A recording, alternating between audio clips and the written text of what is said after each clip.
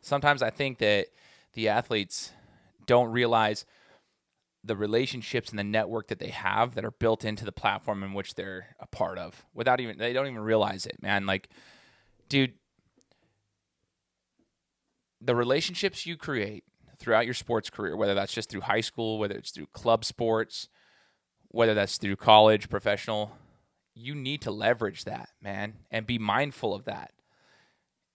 You'd be amazed, man. Just not like, think about it, your teammates. If you treat your teammates with respect throughout your high school career and maybe your college career, you just treat them with respect, and those teammates go on to be successful later on, maybe they need to have a business partner to work with, and they knew that you were a good teammate, right? And they knew you were a positive influence. Maybe they'll want you around them, you know? But even their parents, for crying out loud, I don't even think these kids realize how, like, influential some of their teammates' parents can be.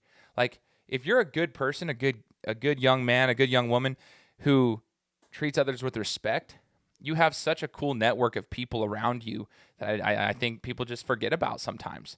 I would leverage the crap out of that, man. Like, you got coaches that are successful that you can lean on years and years later. Man, I just telling you, like, there's so much power in the network that you have as an athlete that you might not even realize that you have. So it's interesting because I was thinking about it as I was talking to Kamale Correa on the show, and he was talking about, treating others with respect, the janitors, the trainers at the facility, coaches, obviously, teammates, and so forth. And then once his playing days were over, he went to the NFL, he played, and then his playing days were over. Now he comes back to Boise where he went to college, and he's starting a business. Isn't it interesting that now that he's starting his own business, he has the support of the community and those who are around him because of the way he treated people. Like, people, they trust him, they like him because he was a likable dude. He treated people with respect, and now he's able to leverage that network that he created. That's a big time thing, dude. Like, you treat others with respect, they'll pay it back, And he was a great example of that. Just treat others with respect. Be a good teammate. Be a good athlete. Be a good friend. Be respectful, dude. Like, just, that's all it is. Just be respectful.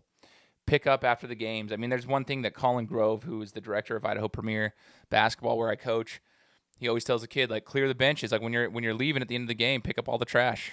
Pick up all the water bottles. Pick up the trash, whether it was ours or not. Pick it up. Show respect. You might not get any praise for that at first, but I promise you, it's something that's noticed. So treating others with respect goes a long way. There's a network that's built. There's a reputation that's built through sport.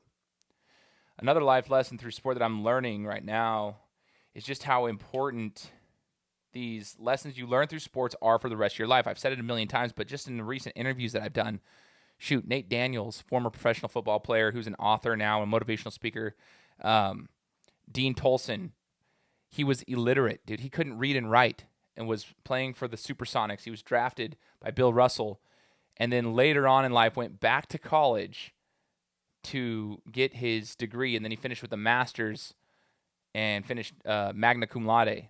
I mean, the dude couldn't read and write when he got to the NBA, and there's a whole story behind that. He's got a book, and I interviewed him. That'll launch in a couple of weeks, but how did he get through college if he couldn't read and write?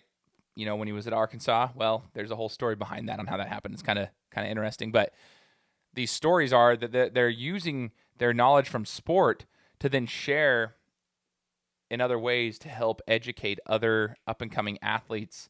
Dean Tolson wrote a book called Power Forward, The Importance of Education in his life and why it's important to get an education and take that seriously as a student athlete. So if you use athletics as a vehicle to get to college, leverage that education, because when the playing days are over, you're going to have something to fall back on, which he didn't have when his playing days were over. Nate Daniels, I mean, he's got these children's books that I'm so stoked to share with everybody in his interview, because he wrote these children's books. He's given back to the kids by sharing some stuff with them about, if they want to be a hoop star, if they want to be a big leaguer, if they want to be a professional. He wrote these cool little children's books to help give back to the kids and share his insight with them. You learn so much.